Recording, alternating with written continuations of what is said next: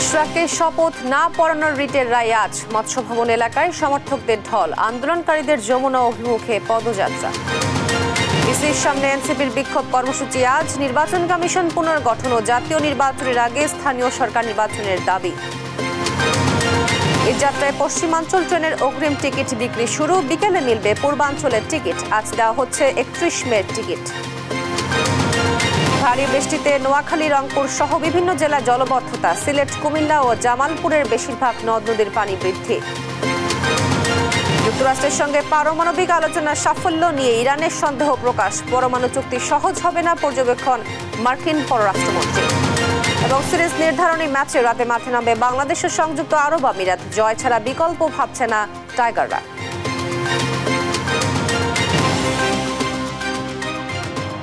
দেখছিলেন শিরোনাম সংবাদ দুপুরে, আপনাদের সঙ্গে আছি আমি তো আফরোজ। এবারে বিস্তারিত। বিএনপি নেতা ইশরাক হোসেনকে ঢাকা দক্ষিণ সিটি কর্পোরেশনের মেয়র হিসেবে শপথ ইস্যুতে আজ আদেশ দেবেন আদালত। বিচারপতি মোহাম্মদ আকরাম হোসেন চৌধুরী এবং বিচারপতি দেবাশিস রায় চৌধুরীর সমন্বয়ে গঠিত বেঞ্চ এ আদেশ দেবেন। গতকাল মঙ্গলবার দুপুরে এ রিটের শুনানি হয়। পরে দুপুরের বিরতির পর আবারও বিকেলে শুরু হয় শুনানি। দুজন ব্যক্তির করা রিটের পক্ষে আদালতে শুনানি করেন আইনজীবী মোহাম্মদ হোসেন। এর আগে ইসির মাধ্যমে ইশরাককে মেয়র ঘোষণার গ্যাজেট স্থগিত চেয়ে রিট আবেদনের শুনানির জন্য বুধবার দিন নির্ধারণ করেন আদালত। গেল 27 মার্চ ঢাকা দক্ষিণ সিটি কর্পোরেশনের 2020 সালের নির্বাচনে অনিয়মের অভিযোগে ফজলে নূর তাপসকে বিজয়ী ঘোষণার ফল বাতিল করেন আদালত। মেয়র ঘোষণা করা হয় বিএনপি নেতা ইশরাক হোসেনকে। এরপর নানা জটিলতা ইশরাকের শপথ গ্রহণ হয়নি। এদিকে বিএনপি নেতা ইশরাক হোসেনকে ঢাকা দক্ষিণ সিটি কর্পোরেশনের মেয়র হিসেবে শপথ পড়ানো ও দায়িত্ব হস্তান্তরের দাবিতে টানা 7 দিন ধরে আন্দোলন করছেন তার সমর্থকরা। এরই ধারাবাহিকতায় মার্চ টু যমুনা কর্মসূচিতে নগর ভবন ছেড়ে মৎস্য ভবন ও গণপূর্ত মন্ত্রণালয় সহ আশপাশের এলাকায় অবস্থান নিয়েছেন তারা।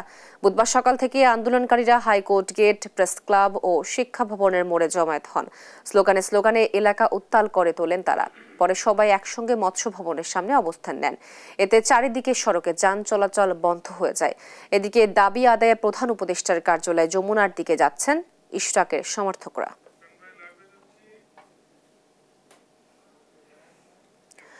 দর্শক, ইশরাক হোসেনকে মেয়র হিসেবে শপথ পড়ানোর দাবিতে মৎস্য ভবন এলাকায় জড়ো হচ্ছেন তার সমর্থকরা। আদালতের রিটের আদেশের অপেক্ষায় আছেন তারা। এ বিষয়ে আরো জানাতে সরাসরি আমাদের সাথে যোগ দিচ্ছেন সহকর্মী তন্দ্র তারণ্য। তন্দ্র, কি বলছেন আন্দোলনকারীরা, আমাদেরকে বিস্তারিত জানাবেন।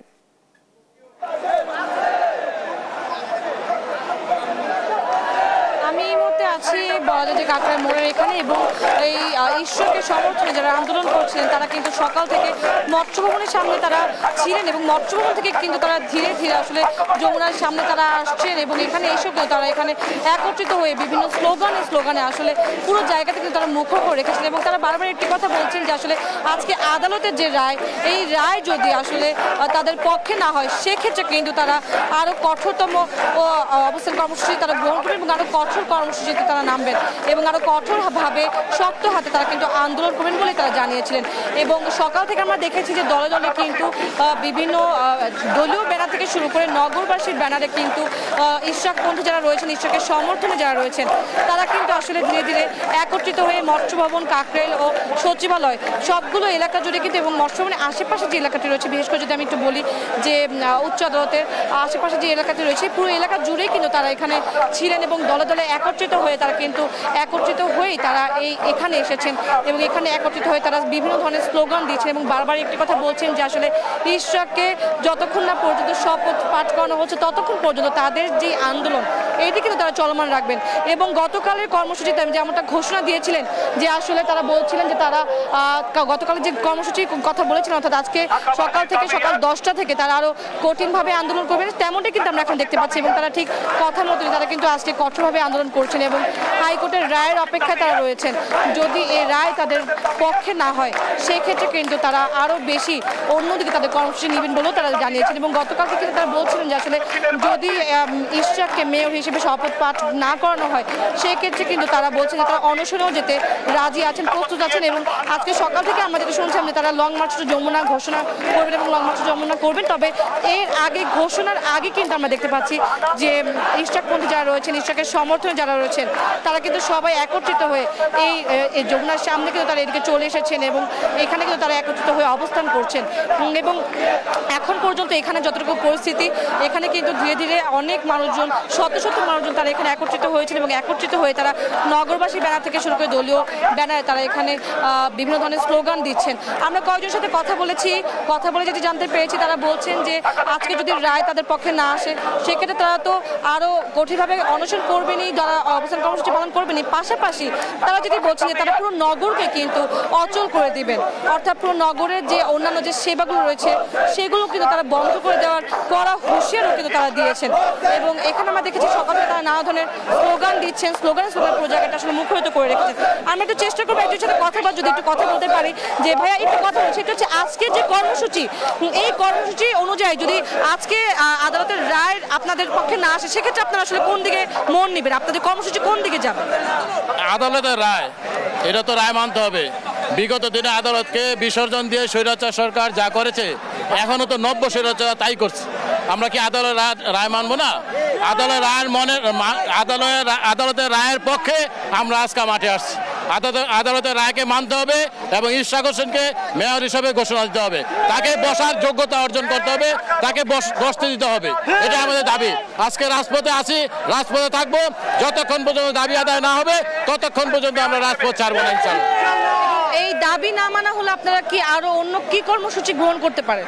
আমরা প্রয়োজনে যে কোনো ধরনের কর্মসূচি গ্রহণ করতে বাধ্য।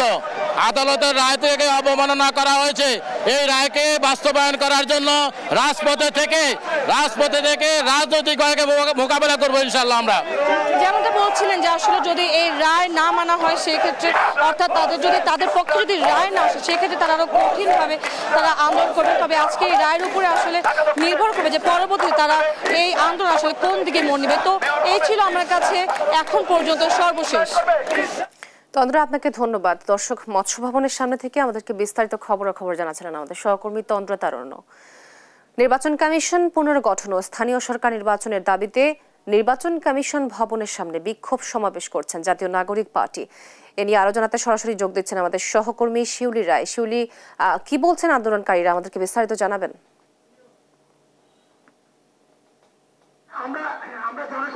জি, আপনি যেমনটি বলেছেন, আমি কিন্তু এই মুহূর্তে নির্বাচন কমিশন ভবনের সামনে দাঁড়িয়ে আছি এবং আপনারা যদি দেখাতে চাই সেটা হচ্ছে যে আমার পিছনে আপনারা দেখবেন যে এনসিপি হচ্ছে যে ঢাকা বিক্ষোভ সমাবেশ, সেই সমাবেশ কিন্তু তারা অলরেডি শুরু হয়ে গিয়েছে এবং এখানে কিন্তু আপনার আমার পিছনে দেখতে পাবেন যে আইন শৃঙ্খলা বাহিনীর নিরাপত্তা কড়াভাবেই আছে, যেন হচ্ছে কোনো ঝামেলা সেটা তারা যেন ঠিক করতে পারে। এছাড়াও আপনারা দেখবেন যে সামনে কিন্তু এনসিপির যারা আসছেন তারা তাদের যে দাবি, সেই দাবির প্রেক্ষিতে তারা কিন্তু হচ্ছে বিক্ষোভ সমাবেশ করছেন।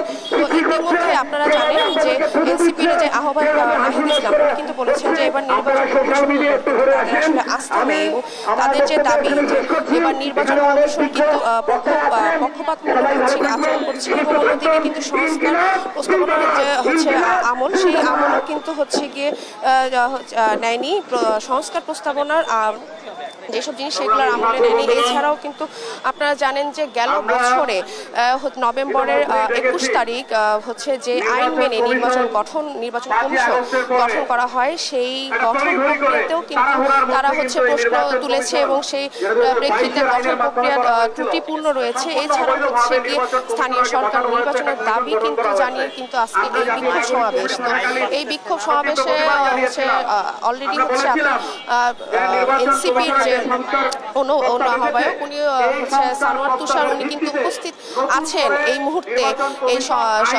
বিক্ষোভ সমাবেশে। তো এছাড়াও আপনারা দেখবেন যে তাদের যে দাবি দেওয়া, সেই দাবি দেওয়াগুলো হচ্ছে গিয়ে যেন পূরণ করা হয়, সেই দাবি দেওয়া পূরণের লক্ষ্যে কিন্তু তাদের আজকে সকাল বেলা 12টা থেকে কিন্তু আজকে এই নির্বাচন কমিশন ভবনের সামনে তারা এই বিক্ষোভ সমাবেশ করছেন।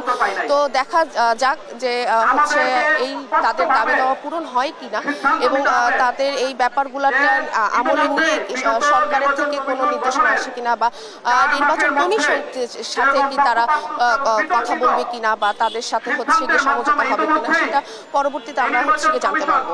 আপাতত এই ছিল আমার কাছে রাজধানী আগারগাঁও থেকে সর্বশেষ তথ্য। শিউলি, আপনাকে ধন্যবাদ। দর্শক, নির্বাচন কমিশন পুনর্গঠন ও স্থানীয় সরকার নির্বাচনের দাবিতে নির্বাচনী কমিশন ভবনের সামনে বিক্ষোভ সমাবেশ করছেন জাতীয় নাগরিক পার্টি। এ বিষয়ে বিস্তারিত জানাচ্ছিলেন আমাদের সহকর্মী শিউলি রায়। দুর্নীতির মামলায় ৩ বছরের সাজার বিরুদ্ধে বিএনপির ভারপ্রাপ্ত চেয়ারম্যান তারেক রহমানের স্ত্রী জুবাইদা রহমানের আপিল শুনানির জন্য বৃহস্পতিবার দিন ধার্য করেছেন হাইকোর্ট। বুধবার বিচারপতি মোহাম্মদ খসরুজ্জামানের একক হাইকোর্ট বেঞ্চ এ আদেশ দেন। এর আগে জুবাইদা রহমানকে জামিন দেওয়া হয়, স্থগিত করা হয়েছে অর্থদণ্ড। 2023 সালের 2রা আগস্ট তারেক রহমানের 9 বছর কারাদণ্ড ও তার স্ত্রী জুবাইদা রহমানের 3 বছরের কারাদণ্ড ও অর্থদণ্ড দেওয়া হয়। গেল বছরের 5 আগস্টে শেখ হাসিনা সরকারের পতনের পর গেল 4 নভেম্বর স্বরাষ্ট্র মন্ত্রণালয় জুবাইদা রহমানের সাজা স্থগিত করে। 17 বছর পর 6 মে দেশে ফিরে সাজা বাতিল চেয়ে আপিল করেন তিনি। হাইকোর্ট 587 দিনের বিলম্ব মওকুফ করে আপিল মঞ্জুর করেন হাইকোর্ট।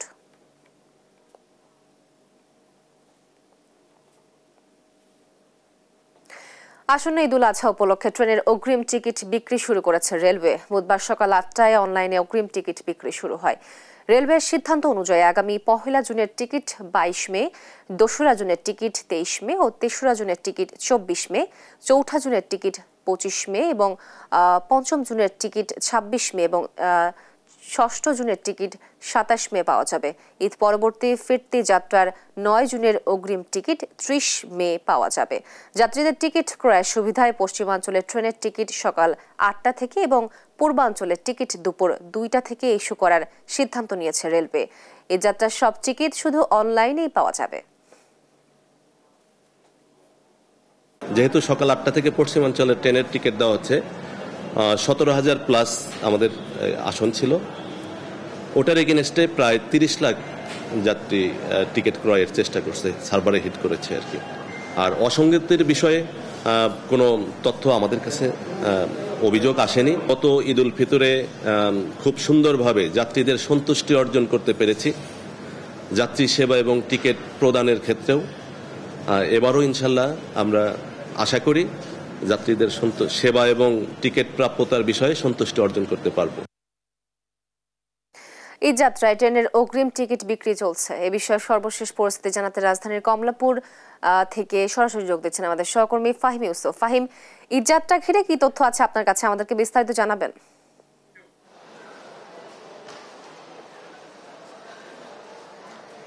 আমরা এখন রাজধানীর কমলাপুরে রয়েছি। রাজধানীর কমলাপুরে কিন্তু এখানে স্টেশন মাস্টারের সাথে কিছুক্ষণ আগে আমরা কথা বলছিলাম যে ঈদযাত্রার যে সার্বিক বিষয় সেগুলো নিয়ে।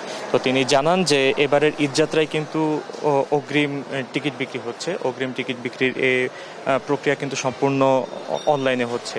গতবারের ন্যায় এবার শতভাগ অনলাইনে টিকিট বিক্রি হচ্ছে বলে জানান তিনি। এছাড়া তিনি জানান যে সকাল 8টা থেকে দেশের পশ্চিমাঞ্চলের যে টিকিটগুলো সেগুলো বিক্রি হবে এবং দুপুর 2টা থেকে কিন্তু পূর্বাঞ্চলের টিকিটগুলো বিক্রি হবে।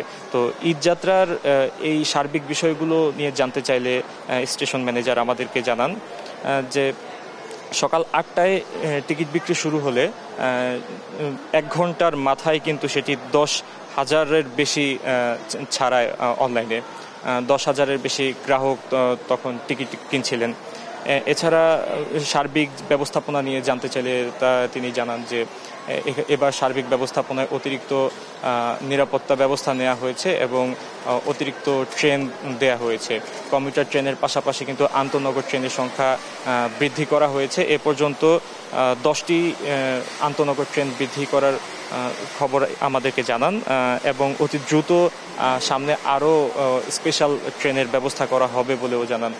সেটি সম্পূর্ণ নির্ভর করবে যে যাত্রীদের কেমন যাত্রীদের কেমন ভিড় হবে সেটির উপর। এছাড়া তিনি জানান যে গতবারের মতোই ঈদুল ফিতরের মতো এবারের ঈদুল আজহায়ও কিন্তু দিন ভিত্তিক ট্রেনের টিকিট বিক্রি করা হবে, যে 31 মে থেকে ট্রেনের টিকিট বিক্রি হবে দিন ভিত্তিক। এইভাবে এক সপ্তাহ চলমান থাকবে এই ট্রেন বিক্রির প্রক্রিয়া। এছাড়া যদি অনলাইনে যাতে কোনো ভোগান্তি না হয় সে কারণে সার্ভার জটিলতা এড়াতে এবার বিশেষভাবে তারা নজর দিবেন এবং তারা জানান যে খুব দ্রুতই এই সার্ভার জটিলতা কাটিয়ে উঠবেন। গত কয়েকবার আমরা যেটি দেখতে পেয়েছি যে সার্ভার জটিলতার কারণে ঈদযাত্রায় কিন্তু অনেকেই অগ্রিম টিকিট নিতে ব্যর্থ হয়েছেন। তো এবার আলাদা বিশেষ ব্যবস্থার মাধ্যমে নেওয়া হবে, কিন্তু কি সেই বিশেষ ব্যবস্থা সেটি কিন্তু আমাদেরকে জানানো হয়নি। এই ছিল রাজধানীর কমলাপুর থেকে সর্বশেষ। তো ইউসুফ, আপনাকে ধন্যবাদ। দর্শক, কমলাপুর রেলওয়ে স্টেশন থেকে ঈদের অগ্রিম টিকিট বিক্রির প্রসঙ্গে বিস্তারিত খবরাখবর জানাচ্ছিলেন আমাদের সহকর্মী ফাহিম ইউসুফ। পাহাড়ি ঢলে কুমিল্লার গোমতী নদী ও জামালপুরের দেওয়ানগঞ্জে ঝিঝিরাম নদীর পানি বাড়ছে। এদিকে মৌসুমী বৃষ্টিতে রংপুর ও নোয়াখালীতে জলবদ্ধতা সৃষ্টি হয়েছে। বৃষ্টি ও পাহাড়ি ঢলে কুমিল্লার গোমতী নদীর পানি বাড়ছে, ডুবতে শুরু করেছে দুপাশের চর। তবে পানি উন্নয়ন বোর্ড জানায় পানি বাড়লেও আপাতত বন্যার শঙ্কা নেই। জামালপুরের দেওয়ানগঞ্জে ঝিঝিরাম নদীর পানি বিপদসীমার উপর দিয়ে প্রবাহিত হচ্ছে। পানি বাড়ার সঙ্গে সঙ্গে নতুন নতুন এলাকা তলিয়ে যাচ্ছে। পাশাপাশি ভাঙন দেখা দিয়েছে বিভিন্ন স্থানে। গেল 3 দিনের বৃষ্টিতে রংপুর নগরের বাবুখা মাস্টারপাড়ায় 200 মিটার এলাকায় জলবদ্ধতা সৃষ্টি হয়েছে। নোয়াখালীতে ভারী বর্ষণের সৃষ্টি হয়েছে জলবদ্ধতা। তবে জলবদ্ধতা নিরসনে প্রশাসনের কার্যকর কোনো পদক্ষেপ এখনো দৃশ্যমান নয়। এই এলাকাটা লোল্যান্ড, এই লোল্যান্ডে তারা হাইট মেনটেন ওই লোল্যান্ডের উপরেই ড্রেন নির্মাণ করছে। এখন চতুর্দিকের পানি, এখানে সামান্য বৃষ্টি হইলে 1 ফিট 2 ফিট পানি জমে যায়। সে পানি নিষ্কাশন হইতে 3-4 দিন 5 দিন সময় লাগে যায়। আমরা যে আমাদের স্বাভাবিক মানে একটা চলাফেরা, যাতায়াত সব কিছুতে বঞ্চিত হচ্ছে। পানির জন্য গাড়ি চলা অসুবিধা হয়, একটু পানি বেড়ায় না, আস্থা একবারে নিচ্ছে। বাংলাদেশ বিমান বাহিনী একাডেমিতে গ্রীষ্মকালীন রাষ্ট্রপতি কুচকাওয়াজ 2025 অনুষ্ঠিত হয়েছে। বুধবার যশোরে অবস্থিত একাডেমির প্যারেড গ্রাউন্ডে এই আয়োজন হয়। এতে 86তম বাফা কোর্স, ডিরেক্ট এন্ট্রি 2025, SPSSC এবং BLPC 2025 কোর্সের 45 জন অফিসার ক্যাডেট কমিশন লাভ করেন। প্রধান অতিথি ছিলেন নৌবাহিনীর প্রধান অ্যাডমিরাল এম নাজমুল হাসান। কুচকাওয়াজ পরিদর্শন ও সালাম গ্রহণের পাশাপাশি পদক ও ফ্লাইং ব্যাচ বিতরণ করেন তিনি। মুক্তিযোদ্ধাদের প্রতি শ্রদ্ধা জানিয়ে বলেন, বিমান বাহিনীর সদস্যরা দেশপ্রেম ও দায়িত্ববোধের সঙ্গে কাজ করে যাচ্ছে। আধুনিক প্রশিক্ষণ ও প্রযুক্তির মাধ্যমে তাদের দক্ষতা আন্তর্জাতিক পর্যায়ে প্রশংসিত হচ্ছে। কুচকাওয়াজ শেষে ফ্লাইপাস্ট, অ্যারোবেটিক ডিসপ্লে ও প্যারা জাম্পিং প্রদর্শন করেন বিমান বাহিনীর সদস্যরা। বিমান বাহিনীর ভবিষ্যৎ প্রজন্মের উন্নততর প্রশিক্ষণ সুনিশ্চিত করার জন্য সংযোজিত হয়েছে অত্যাধুনিক প্রশিক্ষণ বিমান ও সিমুলেটর। 2024 সালের জুলাই আগস্ট এবং তৎপরবর্তী সময়ে সশস্ত্র বাহিনীর সদস্যগণ ইন এইড টু সিভিল পাওয়ারের আওতায় বেসামরিক প্রশাসনকে সহায়তা প্রদানের মাধ্যমে দেশে স্থিতিশীল পরিস্থিতি বজায় রাখতে নিষ্ঠার সাথে দায়িত্ব পালন করে চলেছে। মামলায় ফাঁসিয়ে নর্দার্ন ইউনিভার্সিটি দখল করতে চায় একটি চক্র। বিশ্ববিদ্যালয়টি দখল করতে 2 দফায় হামলাও চালায় চক্রটি। জুলাই আগস্টে ছাত্র হত্যা মামলায় নর্দার্ন ইউনিভার্সিটির ব্যবস্থাপনা কর্তৃপক্ষকে ফাঁসালেও নিহতের পরিবার কিছুই জানেন না, বরং মামলার ঘটনায় ক্ষুব্ধ হয় নিহতের স্বজনরা। সাদাত নিশাদের রিপোর্ট। গেল বছর 7 আগস্ট এ হামলা চালায় খিলকেত নর্দার্ন ইউনিভার্সিটিতে। সিসিটিভি ফুটেজে দেখা যায় বোরহান ও সানি নামে 2 জন নেতৃত্ব দেয় এই হামলায়। বিশ্ববিদ্যালয়ের ভিসিকে জিম্মি করে বিশ্ববিদ্যালয় দখলের চেষ্টা করে বলে জানান কর্তৃপক্ষ। হামলার ঘটনাটি প্রতিহত করে ক্যাম্পাসের শিক্ষার্থীরা। পরে সেনাবাহিনী এসে গ্রেফতার করে হামলায় জড়িত বোরহান ও সানিকে। এই ঘটনার রেশ না কাটতেই কয়েকদিনের মাথায় বনানীর প্রাসাদ ট্রেড সেন্টারে নর্দার্ন বিশ্ববিদ্যালয় অফিসে মব ভায়োলেন্সের নামে হামলা চালায় দুর্বৃত্তরা। বিশ্ববিদ্যালয় কর্তৃপক্ষ জানায় 5 আগস্টের পর থেকেই বিশ্ববিদ্যালয় দখলের চেষ্টা করছে একটি কুচক্রী মহল। ঢাল হিসেবে ব্যবহার করেছে জুলাই আগস্ট হত্যা মামলা। মিস্টার বুরহানুদ্দিন এবং লুৎফুর রহমান সানি তারা অপচেষ্টা চালিয়েছে আমাদের ইউনিভার্সিটি দখল করার জন্য। তাদের নামেও এখানে তারা নাম দিয়ে হত্যা মামলা দিয়েছে, মিথ্যা মামলা দিয়েছে। নিজ বিশ্ববিদ্যালয় ক্যাম্পাস রক্ষায় যেসব শিক্ষার্থী এগিয়ে এসেছিল সেই কুচক্রী মহলের মিথ্যা হত্যা মামলার ফাঁদে পড়তে হয়েছে তাদের। অথচ 24 জুলাই আগস্টের আন্দোলনে সামনের সারিতে ভূমিকা রেখেছিল নর্দার্ন বিশ্ববিদ্যালয়ের এসব শিক্ষার্থীরাও। তারা আমাদের বিরুদ্ধে যে মামলাটা দিল, এই মামলাটার কোনো ভিত্তি বুঝলাম না। কারণ আমরা তো আসছি আমাদের ভার্সিটি ভাঙচুর হচ্ছে সেটা দেখতে বা রক্ষা করতে বা যে কোনো কিছু একটা দাঁড়াইতে আসছি বিপরীতে।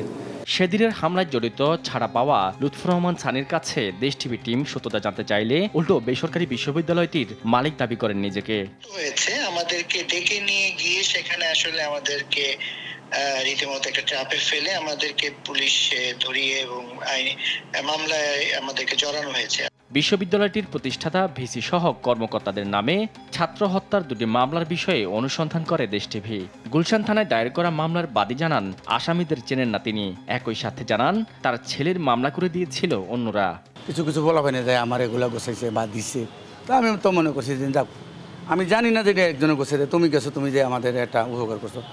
এতে মনে করো অনেক লোক মামলা আসামি, কেউ দলীয়ভাবে দিছে, কেউ আওয়ামী লীগ করছে দিছে, কেউ মনে করেন বাড়ি বাড়ি শত্রুতা দিছে। তো আমার কথা যে নিরপরাধের লোক এরা আমার মামলায় না তো। শুধু তাই নয়, পল্টন থানার আরেক মামলা নিয়ে অনুসন্ধানে জানা যায় বাদী ও তদন্ত কর্মকর্তার ফোন নম্বর অকার্যকর। এরপর বাদীর ঠিকানা ধরে সন্ধান করলে দেখা যায় সেটি একটি রাজনৈতিক দলের কেন্দ্রীয় কার্যালয়। তাহলে কোনো দলীয় কার্যালয়কে কিভাবে পল্টন থানা মামলায় বাদীর ঠিকানা হিসেবে নথিভুক্ত করলো? সম্ভবত আমি যতদূর জানি অ্যাডভোকেট বাদী হতে পারবে না, বাদী একটা ঠিকানা সে দিতেই পারে। আইনজীবীরা বলছেন মামলায় ফাঁসিয়ে এমন দখল বাণিজ্যে জড়িতদের কঠোর শাস্তির আওতায় আনা উচিত। আমাদের প্রচলিত আইনে মিথ্যা মামলার সাজার বিধান আছে, যদিও অপর্যাপ্ত। নতুন সিআরপিসি চেঞ্জ হয়েছে, ওখানে মিথ্যা মামলার সাজা বড় করে আসতেছে। আমি মনে করি যদি এক্সাম্পলারি 5-10 জনকে মিথ্যা মামলার দায়ে সাজা দেওয়া হয়, এটা খুব কমে যাবে। সারা দেশে এমন দখল বাণিজ্য রোধে এখনই ব্যবস্থা নেওয়ার দাবি ভুক্তভোগীদের। শাহাদাত নিশাদ, দেশ টিভি, ঢাকা। তদবির বাণিজ্য সহ বিভিন্ন দুর্নীতির অভিযোগে স্বাস্থ্য উপদেষ্টার সাবেক 2 ব্যক্তিগত কর্মকর্তা এবং এনসিপির সাবেক নেতা গাজী সালাউদ্দিন তানভীরকে জিজ্ঞাসাবাদ করছে দুদক। সংস্থাটির আলাদা অনুসন্ধানকারী কর্মকর্তা তাদেরকে জিজ্ঞাসাবাদ করছে। এর আগে সকাল 10টায় দুদকের সেগুন বাগিচায় কার্যালয়ে হাজির হন তারা। এনসিপির সাবেক নেতা গাজী সালাউদ্দিন তানভীরের বিরুদ্ধে অভিযোগ, এনসিটিবিতে কাগজ সরবরাহে 400 কোটি টাকা কমিশন নিয়েছেন। এছাড়া ডিসি নিয়োগের তদবির সহ নানা অভিযোগও আছে এনসিপির সাবেক এই নেতার বিরুদ্ধে। অন্যদিকে স্বাস্থ্য উপদেষ্টার সাবেক 2 ব্যক্তিগত কর্মকর্তা তুহিন ফারাবি ও ডাক্তার মাহমুদুল হাসানের তদবির বাণিজ্য, টেন্ডার বাণিজ্য সহ নানা অনিয়মের মাধ্যমে 100 কোটি টাকা সম্পদ অর্জনের অভিযোগ উঠেছে। গতকাল মঙ্গলবার উপদেষ্টার সাবেক 2 কর্মকর্তার তলবের দিন নির্ধারিত ছিল। একদিন পরে দুদকের জিজ্ঞাসাবাদের মুখোমুখি হয়েছেন তারা। দর্শককে নিয়ে আরো জানাতে সরাসরি যুক্ত হচ্ছেন আমাদের সহকর্মী ফজলে আদিত্য। আদিত্য, কখন জিজ্ঞাসাবাদ শুরু হয়েছে এবং এই বিষয়ে কি তথ্য আছে আপনার কাছে, আমাদেরকে জানাবেন। তোহা, আপনি যেমনটি বলছিলেন যে জিজ্ঞাসাবাদের তথ্য, জিজ্ঞাসাবাদ মূলত শুরু হয়েছে সকাল 10টা থেকে। 10টা বাজে কিন্তু সাবেক উপদেষ্টা অর্থাৎ সাবেক যেই কর্মকর্তা রয়েছেন স্বাস্থ্য উপদেষ্টার 2 পিও এবং একজন বর্তমান পিও, সাবেক একজন ছিলেন তুহিন ফারাবি এবং হচ্ছেন বর্তমান যিনি রয়েছেন ডাক্তার মাহমুদুল, তিনিও কিন্তু জিজ্ঞাসাবাদ কক্ষে রয়েছেন। এছাড়া আপনাকে একটা জানিয়ে দিই যে নব্যগঠিত যে রাজনৈতিক দল এনসিপি রয়েছেন, এনসিপির যে নেতা রয়েছেন সাবেক নেতা গাজী সালাউদ্দিন তানভীর, তিনি জিজ্ঞাসাবাদ কক্ষে ঢুকেছিলেন বেলা 11টায় এবং 11টা পরবর্তী সময় পৃথক পৃথক কর্মকর্তা অর্থাৎ অনুসন্ধান কর্মকর্তা তাদের জিজ্ঞাসাবাদ করেছেন। এবং জিজ্ঞাসাবাদ শেষে আমরা এখন পর্যন্ত যাকে পেয়েছি, জিজ্ঞাসাবাদ শেষে আমাদের সাংবাদিকদের সাথে কথা বলেছেন এনসিপির সাবেক নেতা গাজী সালাউদ্দিন। তিনি যেটি জানিয়েছেন যে তার ব্যাপারে যে অভিযোগগুলো আনা হয়েছে সেটির যে আর্থিক অঙ্কের সাথে যে অনেকটুকু অসামঞ্জস্যতা রয়েছে। তবে তিনি যেটি জানিয়েছেন যে এই ব্যাপারে তার যদি এই সকল অভিযোগ যদি সত্য হয় তাহলে সে তার বিরুদ্ধে যে কোনো রকম আইনানুগ পদক্ষেপ সে গ্রহণ করে নেবেন। তবে তিনি বলছেন যে যেই অভিযোগগুলো উঠানো হয়েছে অর্থাৎ অনুসন্ধান কর্মকর্তা জিজ্ঞাসাবাদ শেষে কিন্তু মূলত গাজী সালাউদ্দিন আমাদেরকে এভাবেই বলেছেন যে যেই জিজ্ঞাসাবাদ পরবর্তীতে তাকে যদি মনে হয় যে তার অভিযোগগুলো সত্য এবং তার ব্যাপারে যে সংস্থাটি যেই ব্যবস্থা নেবে সেই ব্যবস্থা সে গ্রহণ করে নেবে। এছাড়া এখন পর্যন্ত কিন্তু তুহিন ফারাবিকে জিজ্ঞাসাবাদ করা হচ্ছে, স্বাস্থ্য উপদেষ্টার যে সাবেক পিও এবং বর্তমান পিওকে এখনো পর্যন্ত জিজ্ঞাসাবাদ কক্ষে উনি ঢুকেনি। অর্থাৎ আরও অল্প কিছুক্ষণের মধ্যে হয়তো তারা দুইজনের সাথে জিজ্ঞাসাবাদ কর্মকর্তার জিজ্ঞাসা শেষে আমরা জানতে পারবো যে আরও বিস্তারিত তাদের যে অভিযোগগুলো দেখানো হচ্ছে। তবে এনসিপি নেতা যেটি জানিয়েছেন তার ব্যাপারে যে অভিযোগগুলো আনা হচ্ছে তা ভিত্তিহীন এবং দুই উপদেষ্টার যে পিও রয়েছে তাদের ব্যক্তিগত পিওদের বক্তব্যের পরবর্তীতে আমরা তাদের সাথে কী কথোপকথন হয়েছে তা আমরা আরও বিস্তারিত আমাদের দর্শকদের জানাতে পারবো। এই ছিল আমার কাছে দুদক থেকে তাদের জিজ্ঞাসাবাদের সর্বশেষ তথ্য। আদিত্য, আপনাকে ধন্যবাদ। দুদক থেকে সেখানকার বিস্তারিত খবরাখবর জানাচ্ছিলেন আমাদের সহকর্মী ফজলে আদিত্য। দেশে প্রতি বছর 20 লাখের মতো যুবকরা শ্রমবাজারে প্রবেশ করলেও চাহিদা অনুযায়ী কর্মসংস্থান তৈরি হচ্ছে না বলে মন্তব্য করেছেন সিপিডির নির্বাহী পরিচালক ডাক্তার ফাহমিদা খাতুন। বলেন, দেশি বিদেশি বিনিয়োগে স্থবিরতার থাকার কারণে কর্মসংস্থানের অভাব দেখা যাচ্ছে। বাংলাদেশ চীন মৈত্রী সম্মেলন কেন্দ্রে সিপিডি আয়োজিত যুবদের সংস্কার ভাবনা বিষয়ক সম্মেলনে এ কথা বলেন তিনি। জানান, দেশের অন্যতম প্রধান সমস্যা বেকারত্ব। সরকারিভাবে মাত্র 5 থেকে 6% কর্মসংস্থানের সুযোগ থাকলেও ব্যক্তি পর্যায়ে নতুন চাকরির সুযোগ আশানুরূপ বাড়ছে না।